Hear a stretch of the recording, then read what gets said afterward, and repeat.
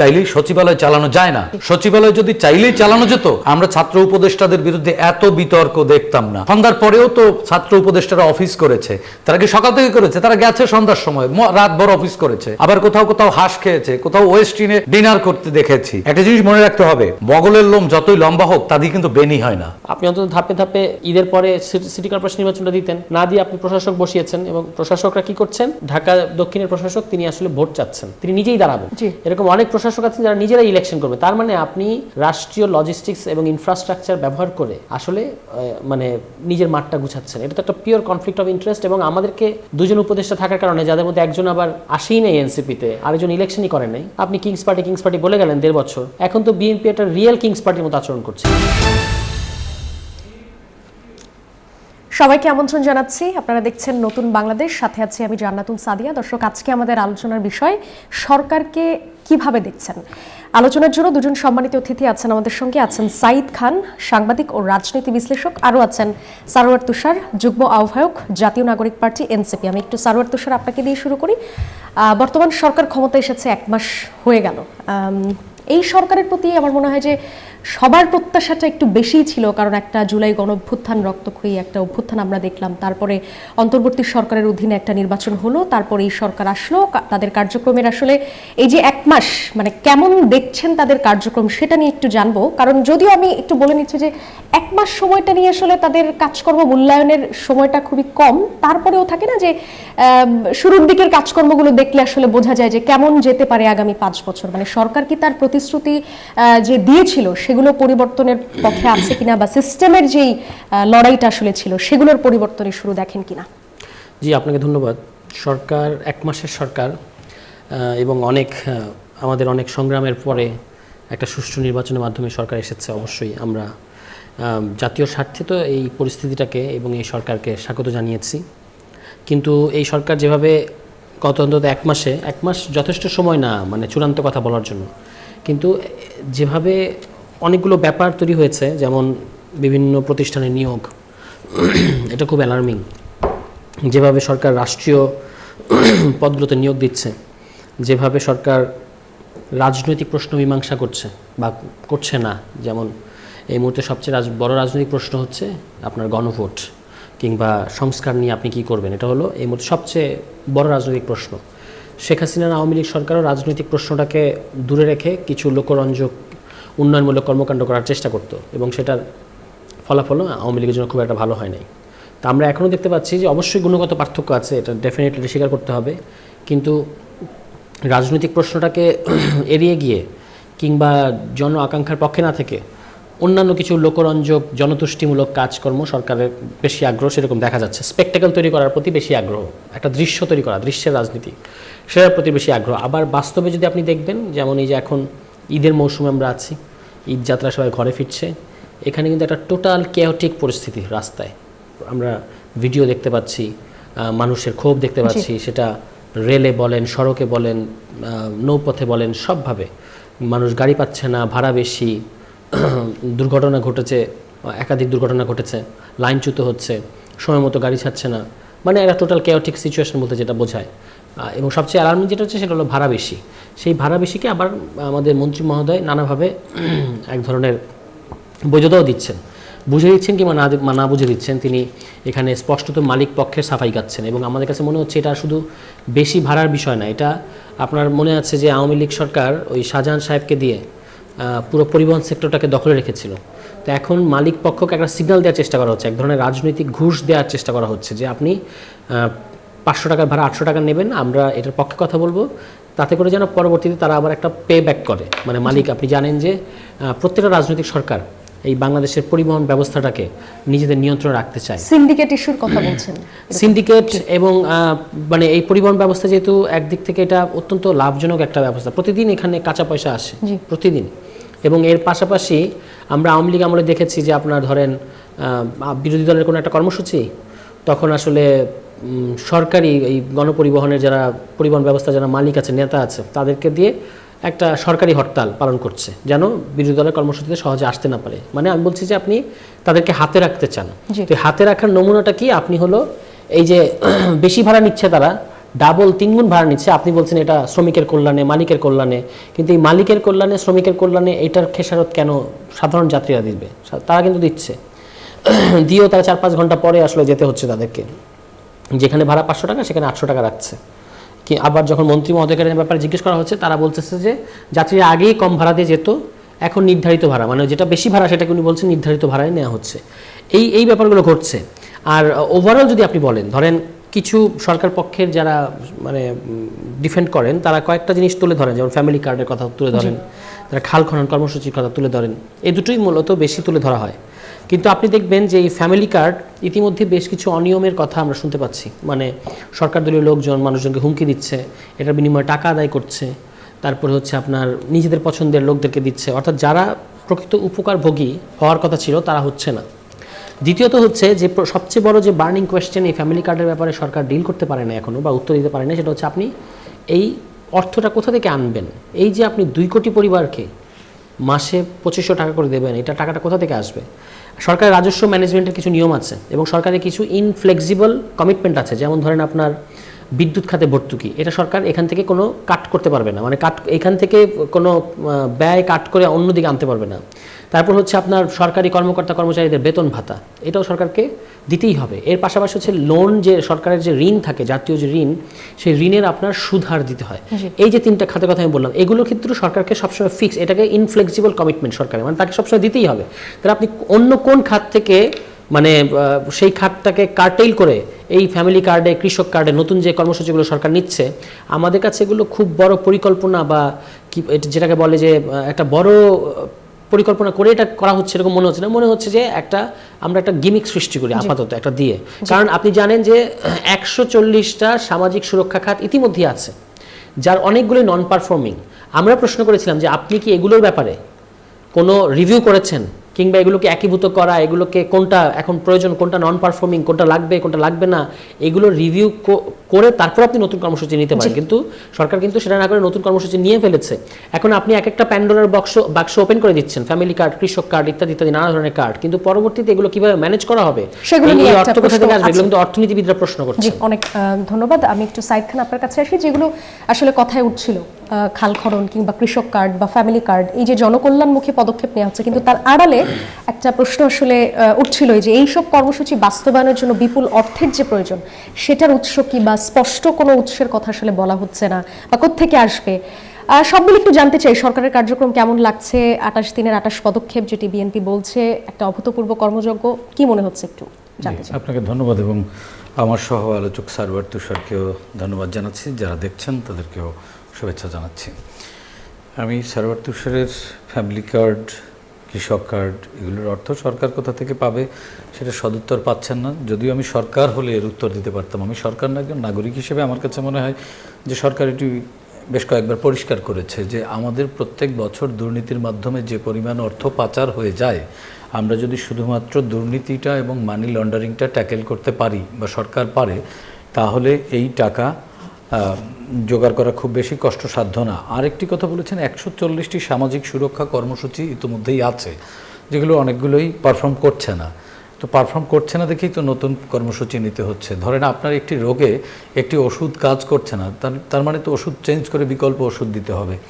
সরকার নিশ্চয়ই এই জায়গাগুলো ভেবেচিন্তেই করেছেন এবং এই কর্মসূচি তো মনে হচ্ছে যে নির্বাচনের পরে বা ভোটের পরে এই কর্মসূচি বিএনপি ডিক্লেয়ার করেনি। এই কর্মসূচি ডিক্লেয়ার করেছে তারা তাদের রাজনৈতিক ইশতেহারে ডিক্লেয়ার করেছে এবং তারা দীর্ঘদিন তারা বলেছে যে তারা দীর্ঘদিন এটি নিয়ে স্টাডি করেছে, রিসার্চ করেছে এবং সম্ভাব্য আর্থিক যে জায়গাগুলো সেই জায়গাগুলো তারা নির্ধারণ করেছে। এবং আমাদের তো দাতা গোষ্ঠীদের কাছ থেকে আমরা বিভিন্ন ধরনের ফান্ড পেয়ে থাকি নানান সময়, সেই ফান্ডগুলো মিসম্যানেজমেন্ট হয়ে থাকে অধিকাংশ ক্ষেত্রে।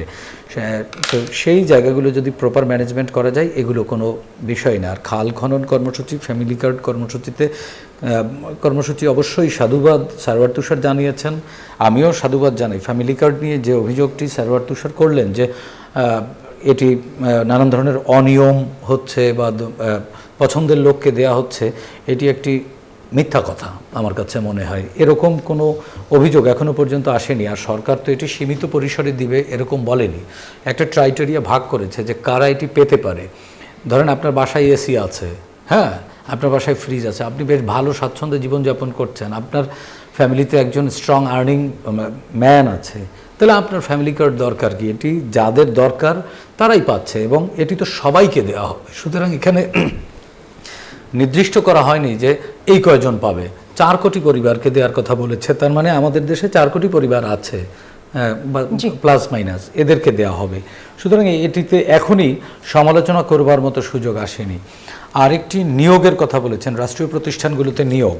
দেখুন, বিগত অন্তর্বর্তীকালীন সরকারের সময় সারওয়ার তুষাররাই বলেছেন যে এখন সরকারের যে মানে সাংবিধানিক প্রতিষ্ঠান বা রাষ্ট্রীয় প্রতিষ্ঠানগুলোতে আওয়ামী হ্যাজিমনি রয়ে গেছে, এগুলো কন্ট্রোল করতে পারছে না, বিকজ অন্তর্বর্তীকালীন সরকারের কোনো রাজনৈতিক ব্যাকআপ নেই, রাজনৈতিক শক্তি না থাকবার কারণে সব ক্ষেত্রে সে সফল হচ্ছে না। রাজনৈতিক সরকার আসলে এই জায়গাগুলো সচল হবে বা এই জায়গাগুলো জনবান্ধব হবে। তো বিএনপি একটি ভীষণ রকমের রাজনৈতিক সরকার, একটি রাজনৈতিক সরকার সেই পুরনো হ্যাজিমনি রেখে সে কি তার কর্মসূচি বাস্তবায়ন করতে পারবে? এটি একটা পাগলের প্রলাপের মতো না? সুতরাং আমি মনে করি যে এই যে বিভিন্ন প্রতিষ্ঠানের নিয়োগ, এটি বিএনপি একটি রাজনৈতিক সরকার, রাজনৈতিক সরকার হিসেবে সে তার রাজনৈতিক নিয়োগ করবে, এটি স্বাভাবিক। সারওয়ার তুষাররা যদি এনসিপি ক্ষমতায় আসতো, আমরা তো দেখেছি অন্তর্বর্তীকালীন সরকারের সময় 18 মাস এনসিপি জামাত রাষ্ট্র ক্ষমতায় ছিল, এক ধরনের পরোক্ষভাবে তারা বিভিন্ন প্রতিষ্ঠানে নিয়োগ দিয়েছে না, উত্তর সিটি কর্পোরেশনে ইজাজ নামের একজনকে নিয়োগ করেছে না, তার বিরুদ্ধে দুর্নীতির অভিযোগ হয়েছে না, আসিফ মাহমুদ, সজীব ভুইয়ার বিরুদ্ধে তো নানান ধরনের নিয়োগ বাণিজ্যের অভিযোগ উঠেছে, স্টেডিয়াম নির্মাণের যে ফান্ড সেটি নিয়ে নানান ধরনের অভিযোগ উঠেছে। এটি হচ্ছে বিরোধী দল হিসেবে সারওয়ার তুষাররা অবশ্যই ভালো কাজ করছে, তারা দে আর পারফর্মিং ওয়েল, তারা সরকারের সমালোচনা করছে, সরকার যাতে আরও সচেতন হয় আমি মনে করি। আরেকটি জিনিস যেটা জনতুষ্টির কাজ করছে, জনতুষ্টি নেয়ার জন্য সরকার কাজ করছে, তো জনতুষ্টি নেয়ার জন্য যদি কাজ করতো, জনতুষ্টি নেবার জন্য তো তারা প্রতিশ্রুতিও দিয়েছিল, জনগণ তুষ্ট হয়েই তো বিএনপিকে ভোট দিয়েছে এবং রাষ্ট্র ক্ষমতায় বসিয়েছে। সুতরাং এটা জনতুষ্টি না, জনতুষ্টির প্রতিশ্রুতি বলতে পারতো ভোটের আগে, এরপরে হচ্ছে প্রতিশ্রুতি বাস্তবায়নের পালা। সুতরাং এই সরকার যদি মনে করেন এই কাজটি সঠিকভাবে পূরণ করতে বা পালন করতে না পারে, তাহলে সরকার ফ্লপ করবে, সরকার ফেল করবে। সারওয়ার তুষাররা তো আগেই বলেছে যে সরকার 2 বছর বা 3 বছর টিকবে, এরপর টিকবে না। তো সরকার যদি ভালো কাজ করে, এখানে যদি বিশেষ করে আইনের শাসন প্রতিষ্ঠা করতে পারে, জবাবদিহিতা নিশ্চিত করতে পারে, সরকার টিকে যাবে। না 3 বছর পরে তো সরকার থাকবে না, তারা তো বলেছেই শক্তিশালী একটি বিরোধী দল আছে। আর ঈদের যে যাত্রায় বিশৃঙ্খলা দেখছেন, এখানে 1 মাস সরকারের বয়স, আজকে 1 মাস 1 দিন। তো রেল লাইন কি বিএনপি বানিয়ে সরকারে বসেছে? রেল লাইন তো আগের সরকারগুলোর করা রেল লাইন। এখানে আর কি যে বিষয়টা উঠছে সেটা হচ্ছে আগেও এই ধরনের কেওয়াটিক সিচুয়েশন আমরা দেখতাম, এবার তো কেওয়াটিক ব্যাপারটা হচ্ছে যে আগের চিত্রটা কি রয়ে গেল নাকি? না, রয়ে যায়নি, কমেছে, আছে, তবে কমছে, ডে বাই ডে কমছে। আপনি দেখুন যে এই রেল লাইন কি গত 1 মাসে বানিয়েছে? তো এই রেল লাইনচ্যুত হওয়ার জন্য কি এই সরকার দায়ী? এটা তো তাহলে বিগত অন্তর্বর্তীকালীন সরকার এই রেল লাইন ঠিক করেনি কেন? তার মানে তারা ঘাপলা করেছে এখানে। এখন 31 দিনে কি করে সরকার এটি সমাধান করবে? হ্যাঁ, আমি সরকারকে এখানে সরকারের সচেতন হওয়ার দরকার ছিল, আমি সরকারকে সেটি বলবো। সরকারের সচেতনতার ঘাটতি হয়তো থাকতে পারে, কিন্তু এটার জন্য একেবারে একতরফাভাবে দায়ী করা যাবে না। আর বাড়তি ভাড়ার যে বিষয়, হুজুগে বাঙালিকে তো চেনেন, আপনি দেখবেন যে হসপিটালে কে আগে দেখাবে, এজন্য গিয়ে কিন্তু 10 টাকা বাড়িয়ে দেওয়ার প্রবণতা আমাদের মানসিকতার মধ্যে ঢুকে গেছে। তো এখন এই ঈদে ধরেন 500 টাকা ভাড়া, 20 টাকা কিন্তু সুপারভাইজারকে বাড়িয়ে দিয়ে সেটা তার টিকিট নিশ্চিত করে। এখন এটা কি মন্ত্রী কাউন্টারে পাহারা দেবে? তারপরেও হ্যাঁ, কেওয়াটিক আছে, এটি নিয়ন্ত্রণে আসছে ডে বাই ডে। এখন বিরোধী দল হচ্ছে কি, বিরোধী দল রাজনৈতিক ন্যারেটিভ শূন্য হয়ে গেছে, তাদের হাতে কিন্তু পলিটিক্যাল ন্যারেটিভ নাই। তারা এখন এই ঘুরে ফিরে 31 দিনের একটি সরকারকে সমালোচনা করতে হবে। এখন তারা জানে না যে এই সরকারের পার্ট তারাও, বিরোধী দলও তো সরকারের পার্ট, বিরোধী দল তো দায় এড়াতে পারে না। তাহলে আপনারা কি করছেন? আপনারা রেল লাইন পাহারা দেননি কেন? আপনারা রেল লাইনের কাছে যাননি কেন? আপনারা কাউন্টারে যান যে এই জায়গায় বেশি ভাড়া আদায় করা হচ্ছে। আপনাদেরও তো ভোট দিয়েছে মানুষ, এমন তো না যে আপনাদের ভোট দেয়নি। হ্যাঁ, দেখুন, বিরোধিতা করবার জন্য বিরোধিতা করাই যায়, ঠিক আছে। তবে একটা জিনিস মনে রাখতে হবে, এই যে এই মুহূর্তে তথাকথিত বিরোধী দল বলবো, এটিকে আসলে পলিটিক্যালি বিরোধী দল হবার মতো ক্যাপাবিলিটি তাদের আছে কিনা, তা গত 1 মাসে তাদের রাজনৈতিক আচার আচরণে আমার কাছে মনে হয়নি। তারাও পুরো বিরোধী জোটকেই বলছে, না, পুরো বিরোধী জোট একই অবস্থা। ঘটনা হচ্ছে তারা এতদিন পাওয়ার পার্টি ছিল, এখন ক্ষমতা চলে গেছে, এজন্য সব জায়গায় ভুল দেখে। আপনি খেজুরে ভুল দেখছে না, তারা খেজুরে ভুল দেখছে। ঈদের জামাতও দেখেন ভুল হয় কিনা, ঈদের জামাত নিয়েও সমালোচনা করবে। শুনুন, একটি জিনিস কি, রাজনৈতিক রাজনৈতিক নেতৃত্ব এক জিনিস, রাজনীতি আর এক জিনিস। হ্যাঁ, গণ অভ্যুত্থান করা এক জিনিস, রাষ্ট্র পরিচালনা করা আর এক জিনিস। চাইলেই শাহবাগে মিছিল করা যায়, চাইলেই সচিবালয় চালানো যায় না। সচিবালয় যদি চাইলেই চালানো যেত, আমরা ছাত্র উপদেষ্টাদের বিরুদ্ধে এত বিতর্ক দেখতাম না। সন্ধ্যার পরেও তো ছাত্র উপদেষ্টারা অফিস করেছে। তারা কি সকাল থেকে করেছে? তারা গেছে সন্ধ্যার সময়, রাতভর অফিস করেছে। আবার কোথাও কোথাও হাঁস খেয়েছে, কোথাও ওয়েস্টিনে ডিনার করতে দেখেছি। এগুলো দেখেছি। আগে সমালোচনা করবার আগে পেছনটা দেখুন, আপনারা কি করেছেন। আপনারা সমালোচনা করুন, ভুলগুলো ধরিয়ে দিন। একটা জিনিস মনে রাখতে হবে, হ্যাঁ, বগলের লোম যতই লম্বা হোক তা দিয়ে কিন্তু বেনি হয় না, ঠিক আছে? সুতরাং রাজনৈতিক দল হিসেবে রাজনৈতিক আচরণ করুন। জি, অনেক ধন্যবাদ। একটা বিরতি নিয়ে আসছে। দর্শক, আপনারা দেখছেন নতুন বাংলাদেশ। একটা বিরতি নিয়ে আবারও ফিরছি, সাথেই থাকুন। বিরতির পর আরো একবার স্বাগত জানাচ্ছি। আপনারা দেখছেন নতুন বাংলাদেশ। যাব আলোচনায়। সারওয়ার তুষার, আপনাকে দিয়ে শুরু করি।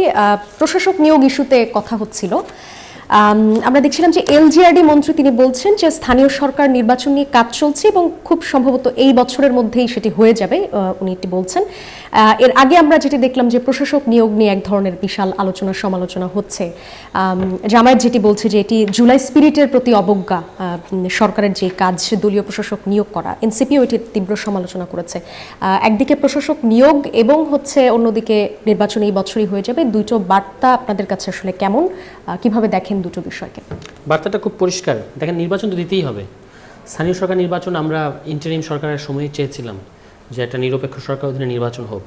তখন বিএনপি এরা বিরোধিতা করেছিল এবং এখন তারা যে কাজটা করছে সেটা হচ্ছে দলীয় প্রশাসক নিয়োগ দিচ্ছে। দলীয় প্রশাসকের মধ্যেও কারা? যারা হয় নির্বাচনে হেরেছে। দেখবেন অনেকগুলো প্রশাসক, প্রায় 15 জনের মতো, যারা আপনার নির্বাচনে হেরে গেছে, ওই জেলায় তাকে আবার প্রশাসক বানানো হয়েছে। আরেকটা ধরন আছে যারা আপনার মনোনয়ন বঞ্চিত ছিল। ফলে এরকম এই জেলা স্থানীয় পর্যায়ের যে আপনার এই প্রশাসনিক কাঠামো, এটাকে বিএনপি তার একটা প্রাইস পোস্টিংয়ের জায়গা হিসেবে নিয়েছে, ঠিক আছে? এবং তাদেরকে ওখানে নিয়োগ দিচ্ছে। এবং এইটা করার খুব ব্যাপারটা খুব পরিষ্কার যে তারা আসলে এই যে বলা হচ্ছেন যে স্থানীয় সরকারের মন্ত্রী কিন্তু কোনো সুনির্দিষ্ট ডেট দেন নাই, নির্বাচন হবে। এবং আমরা যতটুকু জানি যে বিএনপির প্রায়োরিটির মধ্যে এই মুহূর্তে স্থানীয় সরকার নির্বাচন নাই। তারা বলবে যে হ্যাঁ, নতুন সরকার, তাদের অনেক প্রায়োরিটি, অনেক এটা। নির্বাচন তো কন্ডাক্ট করবে নির্বাচন কমিশন, আপনি শুধু নির্বাচনে অংশ নেবেন, সেখানে আবার দলীয় মার্কাও থাকবে না। এবং ইন্টারিম সরকার তো একটা ছোট সরকার ছিল, তার কোনো পলিটিক্যাল উইংস ছিল না, কিন্তু এটা তো একটা পলিটিক্যাল গভর্নমেন্ট। এখন গণ অভ্যুত্থানের পর 2 বছর হয়ে গেছে, এখন তো সব কিছুই স্বাভাবিক। তাহলে এখন নির্বাচন দিতে দেরি কোথায়? দেরি কেন? আপনি অন্তত ধাপে ধাপে ঈদের পরে সিটি কর্পোরেশন নির্বাচনটা দিতেন, না দিয়ে আপনি প্রশাসক বসিয়েছেন। এবং প্রশাসকরা কি করছেন? ঢাকা দক্ষিণের প্রশাসক, তিনি আসলে ভোট চাচ্ছেন, তিনি নিজেই দাঁড়াবেন। এরকম অনেক প্রশাসক আছেন যারা নিজেরাই ইলেকশন করবে। তার মানে আপনি রাষ্ট্রীয় লজিস্টিক্স এবং ইনফ্রাস্ট্রাকচার ব্যবহার করে আসলে নিজের মাঠটা গুছাচ্ছেন। এটা তো একটা পিওর কনফ্লিক্ট অফ ইন্টারেস্ট। এবং আমাদেরকে 2 জন উপদেষ্টা থাকার কারণে, যাদের মধ্যে একজন আবার আসেই নেই এনসিপিতে, আরেকজন ইলেকশনই করে নাই। আপনি কিংস পার্টি বলে গেলেন 1.5 বছর। এখন তো বিএনপি একটা রিয়েল কিংস পার্টির মতো আচরণ করছে। এটাই কিন্তু কিংস পার্টির মূল, যে আপনি আগে পুরো মাঠটা নিজের মতো করে দখল করবেন, তারপরে আপনি নির্বাচন দেবেন। এবং এটা বিএনপি অতীতেও করেছে, এটা খুব নতুন আচরণ না, এবার আরও এটা ম্যাসিভ আকারে হচ্ছে। এবং ঈদের পরে তারা উপজেলা, পৌরসভা এখানেও প্রশাসক নিয়োগ দেবে, এটা আমরা জানি, বা তাদের মধ্যে এটা নিয়ে আলোচনা আছে। এটা এই জিনিসগুলো করা দলীয়করণ। দেখেন, এই দলীয়করণ করার বিরুদ্ধে আওয়ামী লীগ আমলে প্রশাসনের দলীয়করণ করার বিরুদ্ধে সবচেয়ে বেশি সোচ্চার ছিলেন আমাদের কিংবদন্তি নেত্রী বেগম খালেদা জিয়া। 2010 সালে তার ফেসবুক পোস্ট আছে যে এই যে সাংবিধানিক পদ, রাষ্ট্রীয় পদ, যেগুলোর মধ্যে বিএনপি তৎকালীন আওয়ামী লীগ আসলে নিয়োগ দিচ্ছে তাদের লোককে, এবং এটা তাদের পতন ডেকে আনবে, এটা ছিল তার ফেসবুক পোস্ট।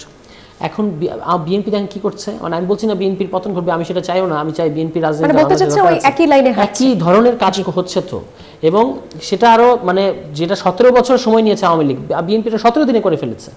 বাংলাদেশ ব্যাংকের মতো প্রতিষ্ঠানে তারা যে ন্যাক্কার জন্য কাজ করেছে, দুদকে একজন বিএনপি পন্থী যার বেগম খালেদা জিয়ার সাথে কাজ করার অভিজ্ঞতা আছে তেমন একজন চেয়ারম্যানকে তারা পদ থেকে বাধ্য করেছেন। বিভিন্ন ব্যাংকের এমডিদেরকে তারা বসিয়ে দিচ্ছেন, নিজেদের লোক বসাচ্ছেন। একটা তুঘলকি কাণ্ড করছে রাষ্ট্রীয় প্রতিষ্ঠান এবং স্থানীয় প্রশাসনকে দখল করার জন্য। এবং এটা জুলাই সনদে কিন্তু বলা ছিল যে আপনাকে রাষ্ট্রীয় পদগুলোতে নিয়োগ দেওয়ার ক্ষেত্রে সুনির্দিষ্ট প্রক্রিয়া মানতে হবে। সেই প্রক্রিয়ার সম্পূর্ণ বিরুদ্ধে গেছে। কথায় কথায় বিএনপি সংবিধানের কথা দোহাই দেয়, কিন্তু এখানে কিন্তু তারা কোনো সাংবিধানিক নিয়ম নীতি তোয়াক্কা করছে না, একেবারে মানে হুইমসিক্যাল, যেখানে যাকে খুশি তাদেরকে বসিয়ে দিচ্ছে, এবং সবাই হলো দলীয় পদধারী ব্যক্তি, এমনকি অনেক বিতর্কিত ব্যক্তি এর মধ্যে দিয়ে চলে এসেছে। এখন এটার মধ্যে দিয়ে তারা কি মানে ধরেন শুধু কি আমরা জনাব তারেক রহমানের ইমেজ, ব্যক্তিগত কারিশমা, এটা দিয়ে কি একটা সরকার পার পাবে? জি, অনেক পার পাবে না। ফলে তাদেরকে এই জায়গাগুলোতে, এই যে রাষ্ট্রীয় প্রতিষ্ঠানগুলো দলীয়করণ করা থেকে বেরিয়ে আসতে হবে। রাষ্ট্রের যে সংস্কারগুলো জুলাই সনদে লিপিবদ্ধ করা আছে সেগুলো দ্রুততম সময়ের মধ্যে বাস্তবায়ন করতে হবে, তাহলেই তাদের জন্য রাজনৈতিক। অনেক ধন্যবাদ। সাইদ খান, আপনার কাছে আসি। স্থানীয় সরকার নিয়োগগুলো নিয়ে আসলে দলীয়করণের একটা অভিযোগ আসলে উঠেছে। এটা কি আসলে নতুন করে দলীয়করণ, নাকি এটাই স্বাভাবিক প্রক্রিয়া হবার কথা? একটু আপনার কাছ থেকে জানতে চাই কি মনে হয়। আরেকটি প্রশ্ন একটু অ্যাড করতে চাই, সেটি হচ্ছে নিশ্চয়ই চোখে পড়েছে যে বাংলাদেশের চীনা দূতাবাসের সাথে জামায়াতের যেই একটা পোস্ট কেন্দ্রিক কনফ্লিক্ট হলো, সেখানে কি মানে এটা একটা অস্বস্তিকর পরিস্থিতিতে ফেললো কিনা মানবিক সহায়তাকে কেন্দ্র করে? দুটো বিষয় একটু জানতে চাই। জি, প্রথমে আসে স্থানীয় সরকারের নিয়োগ নিয়ে। দেখুন, যাদেরকে সারওয়ার তুষার যাদের কথা বলেছেন যে যারা ভোটে হেরেছে বা মনোনয়ন বঞ্চিত হয়েছে তাদেরকে পদায়ন করা হয়েছে। বিএনপি তো নির্বাচনের সময় তাদেরকে যোগ্য প্রার্থী মনে করেছে, বিধায় তাদেরকে জাতীয় সংসদ নির্বাচনে মনোনয়ন দিয়েছিল। এখন প্রশাসক নিয়োগের বিষয়টি এত তড়িঘড়ি কেন করা হচ্ছে? দেখুন, শেখ হাসিনা রিজিমের পতনের পরে স্থানীয় সরকার না বায়তুল মোকাররমের খতিবও পালিয়েছে। এখন নির্বাচিত সরকার এসেছে, সবগুলো প্রতিষ্ঠান তো সচল করতে হবে। সচল করবার জন্য ওই যে জায়গাগুলোর মানে দায়িত্বশীলরা পালিয়েছে সেই জায়গায় লোক নিয়োগ দিতে হবে না? এখন বিএনপি কি জামাতের লোককে বিশ্বাস করা উচিত ছিল? বা মানে নিয়োগ দেওয়া কি সঠিক ছিল? দেখুন, এটা প্রাইস পোস্টিং না, এটা হচ্ছে আস্থার পোস্টিং। বিএনপি তাদেরকে আস্থায় রাখে, কারণ গত 17 বছর ধরে ফ্যাসিস্ট রিজিমের সময় তারাই লড়াই সংগ্রাম করেছে। লয়্যালটির একটা দাম, লয়্যালিটির জায়গা থেকে বিএনপি তাদেরকে বেস্ট মনে করেছে, কারণ তাদেরকে বেস্ট মনে করেছে বিধায় বিগত নির্বাচনে তাদেরকে নমিনেশন দিয়েছিল। এখন যেহেতু এটাও অন্তর্বর্তীকালীন নিয়োগ বলতে পারেন, এখন এই প্রতিষ্ঠানগুলো স্থানীয় সরকার হচ্ছে সবচেয়ে বড় মন্ত্রণালয়, সবচেয়ে বড় বিভাগ।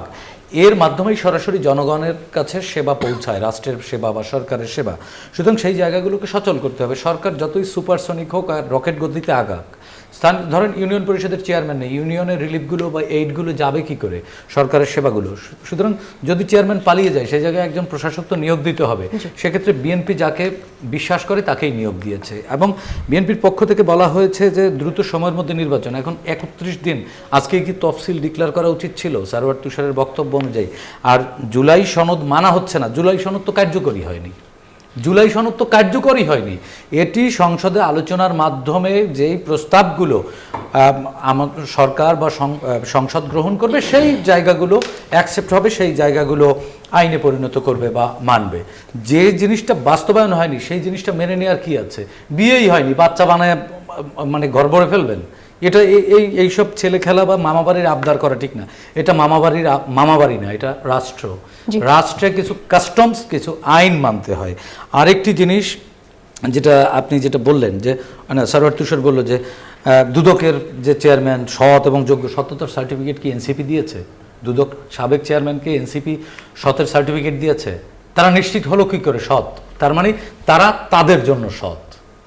এর আগে অন্তর্বর্তীকালীন সরকার যাদেরকে নানান জায়গায় নিয়োগ দিয়েছিল তারা তাদের জন্য সৎ, তাদের কাছে লয়াল। এই রাজনৈতিক সরকার মনে করছে যে এটা পূর্ণ আস্থায় তাদেরকে নেওয়া যাচ্ছে না। একটি জিনিস কি শুনুন, আপনার সবচেয়ে বড় শত্রুকে জানেন? আপনার সবচেয়ে কাছের যে বন্ধু। দুর্নীতি দমন কমিশনের মতো জায়গায় একটি চেয়ারম্যান বসিয়ে রাখবে, তাকে সরকার আস্থায় নিতে পারছে না, তাকে চেঞ্জ করবে না?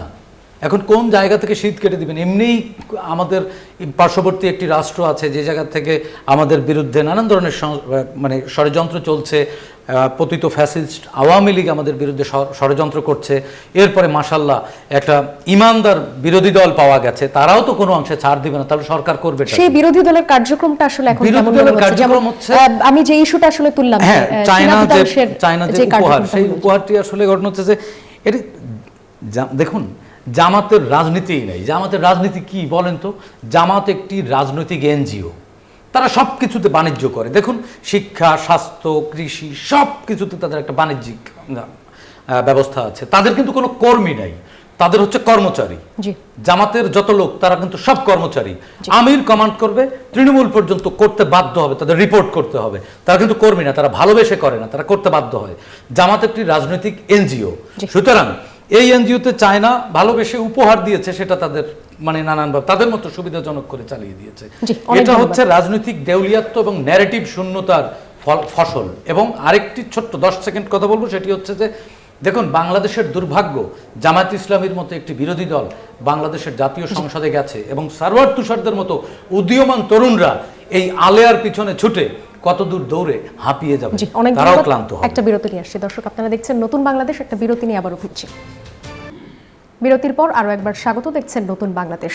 সাইদ খান, আপনার কাছ থেকে শুনতে চাই শেষ প্রশ্ন, যেটি হচ্ছে যে একদিক থেকে জনকল্যাণ, অন্যদিক থেকে অর্থনৈতিক স্থিতিশীলতা, এই দুইটা ব্যালেন্স করা সরকারের জন্য আগামী দিনে কতটা সহজ অথবা কঠিন হবে? অবশ্যই বড় চ্যালেঞ্জ এটি সরকারের জন্য, এবং সরকার যে গতিতে চলছে এবং মাননীয় প্রধানমন্ত্রী যে গতিতে এগুচ্ছেন, আমি বিশ্বাস করি আগামী 6 মাসের মধ্যে সব কিছু স্বাভাবিক হয়ে আসবে।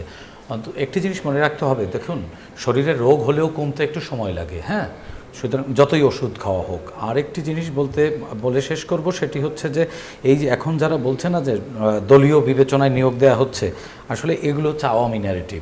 আওয়ামী লীগের ন্যারেটিভ কি বাম, অমুক তমুক, এরা একটু মেধাবী, বিএনপি করলেই মেধাবী না। দেখুন, প্রফেসর নিয়াজ আহমেদ, উনি কি দলীয় বিবেচনায় নিয়োগ প্রাপ্ত ছিলেন না?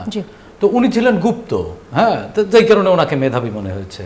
আর ঢাকা বিশ্ববিদ্যালয় সহ 9টি বিশ্ববিদ্যালয়ে যে ভিসি নিয়োগ হয়েছে, তারা কি মেধাহীন? তারা বিশ্ববিদ্যালয়ের শিক্ষক হয়েছেন কি করুণায়? তারা কি কোটায় নিয়োগ প্রাপ্ত হয়েছেন? তারাও তো নিজ নিজ যোগ্যতায় এই জায়গাগুলোতে গেছেন।